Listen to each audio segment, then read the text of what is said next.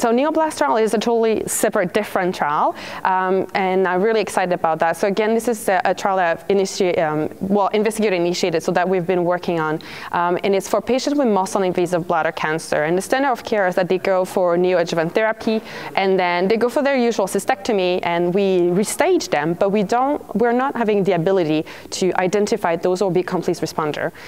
We know about a third, and we're going to see higher rates of complete pathological response, so CR, after the neoadjuvant therapy. The idea is to better assess and find those who will be CR and offer them not to go for cystectomy. But we need to first make sure that we identify those who will be CR, and we need to know whether or not we need to treat the bladder or not. So those are the 2 points we want to target with this trial. So NeoBlast will be patients who will be receiving standard of care neoadjuvant therapy. We're going to restage them with ctDNA, MRI, bladder biopsy.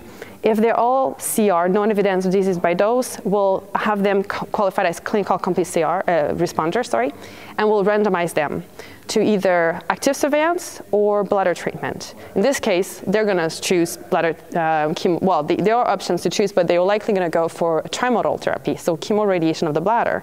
And we'll see how they do with metastasis-free survival and all. Those who are not CR will go with standard of care.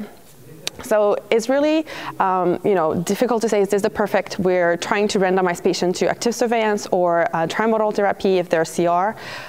We're going to start by a pilot trial. So it's a feasibility phase 2 with the same idea. If it's positive, we'll move on to a phase 3.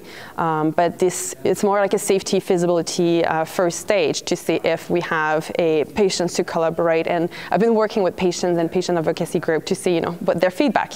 Hopefully, we'll be able to get the answer whether or not the CR patients need the bladder to be treated or not.